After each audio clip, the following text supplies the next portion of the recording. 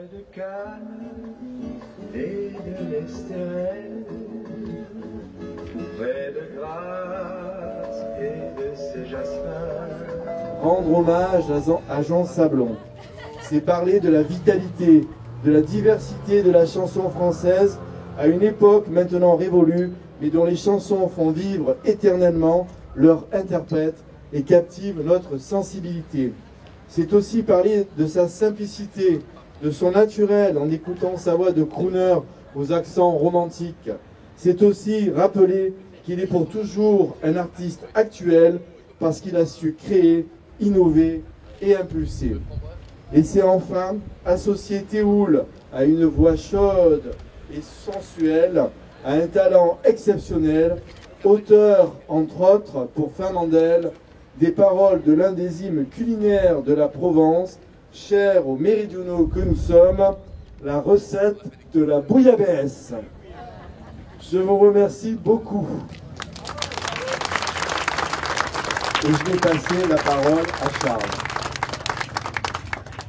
Bonsoir et merci à tous, chers amis, d'être là. Monsieur le maire, je tiens quand même à commencer par quelques remerciements, et en particulier Monsieur le maire, qui a si bien parlé et qui a bien voulu faire cette inauguration. C'est une chose dont on parlait à Théoul depuis longtemps. En attendant, c'est M. Bottella qui l'a fait. L'attachement de Jean Sablon au Midi est une chose dont Monsieur le maire a bien parlé. Effectivement, il a toujours eu une passion pour cette région. Il a voyagé dans le monde entier. Il a chanté sur les 5 continents, ce qui aujourd'hui encore est inédit pour un chanteur français, alors qu'on voyageait quand même moins facilement à l'époque. Il a toujours dit que ce qu'il préférait dans le monde, c'était la baie de Cannes et la baie de Rio. Et d'ailleurs, Théoul, qu'il aimait particulièrement, il y a vécu quand même une 30aine d'années, lui rappelait aussi par certains aspects le Brésil qu'il aimait tellement. Il aimait Théoul, il aimait la nature, il aimait les promenades sur les hauteurs, il aimait le mimosa au printemps, il aimait aussi évidemment les habitants de Théoul, dont il était, je crois, très proche. C'était quelqu'un de très simple et de très accessible. Et à telle enseigne que quand on lui a demandé de faire ses mémoires, il a hésité quelque peu. Il était déjà très modeste, mais en plus il n'avait pas du tout envie de tourner le dos à la Méditerranée, parce que se mettre à table à l'intérieur, ça lui plaisait pas tellement. Il préférait être dans son jardin et voir cette vue extraordinaire qu'on voit aujourd'hui. Et il avait découvert effectivement la Côte d'Azur avec un enchantement extraordinaire. Il a donc décidé, après la guerre, d'acheter une maison pour sa maman, avant la guerre déjà pour sa maman, et après la guerre pour sa marraine, Nita Ramos, qui était une citoyenne de Théoul, Nita de Somar pour son nom de scène, qui était une vedette de l'opérette, qui a vécu ici jusqu'à 95 ans. Il a acheté la maison qu'il occupait ensuite, qui s'appelait Mirancho à l'époque, et qu'il a baptisée lorsqu'il s'y est transporté après la mort de cette dernière, qu'il a baptisée Yorana. Elle est enterrée au cimetière municipal de Théoul.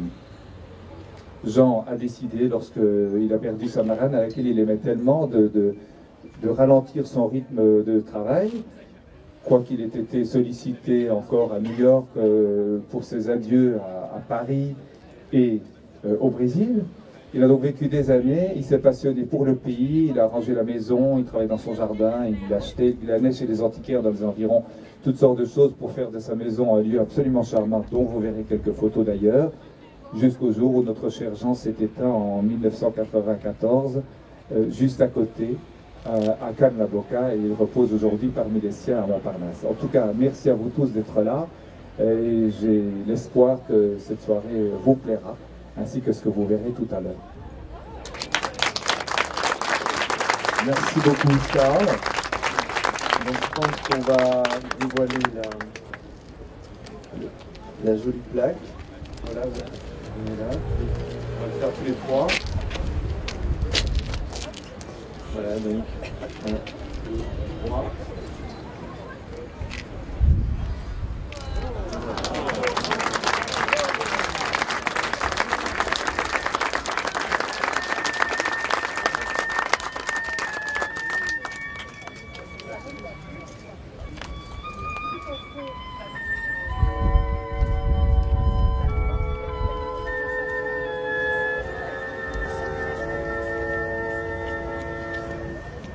Connais-tu le pays où fleurit l'oranger, où la souche et le fleur embaument déjà Connais-tu ce pays où déjà en janvier fleurit un amandier entre deux oliviers?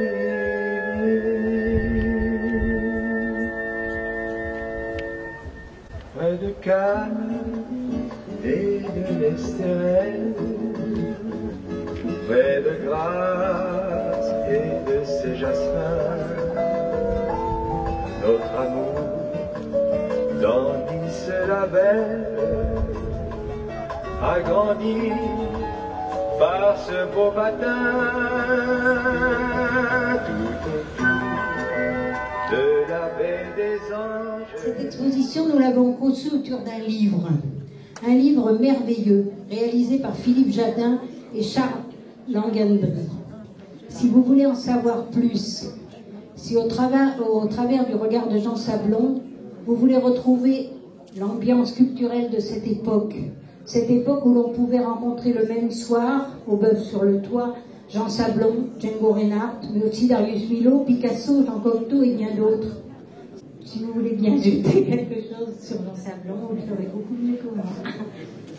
Oui, alors je voulais simplement en 2 mots dire que j'ai eu la chance de voir Jean Sablon sur scène, puisqu'il a fait ses adieux à Paris, au pavillon Gabriel, et c'est suite à ça qu'il m'a téléphoné, venant en Belgique, parce que vous l'avez entendu, Charles et moi nous sommes belges, nous étions 2 passionnés de chansons françaises, et il m'a dit, si vous voulez, on peut se rencontrer.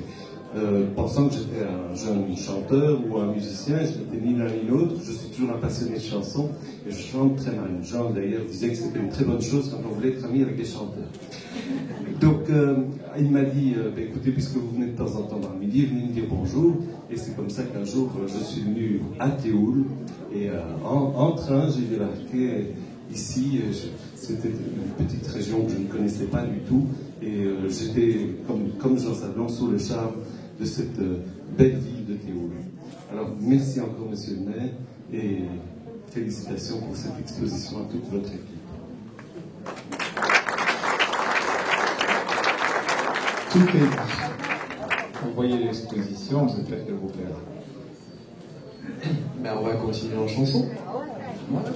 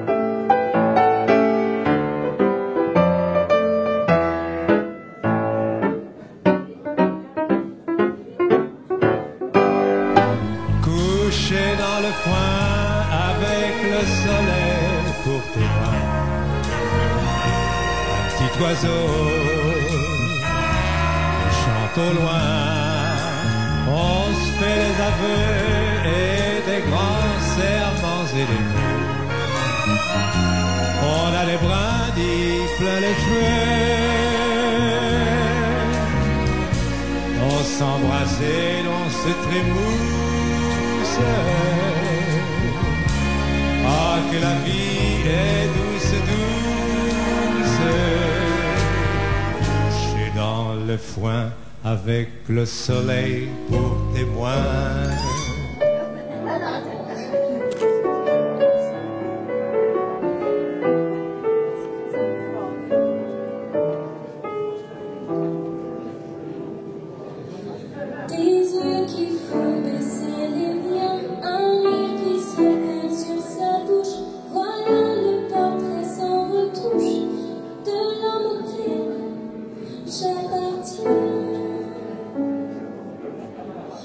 Come on.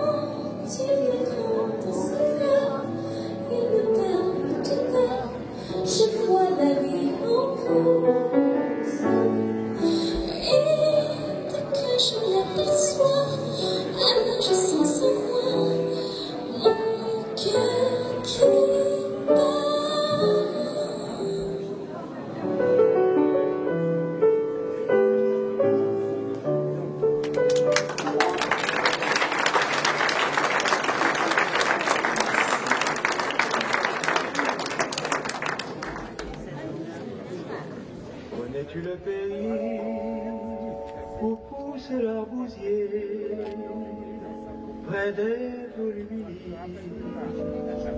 et des bougainvillés? Connais-tu ce pays où parfois l'estérel, quand le soleil s'endort, reprend les tons pastels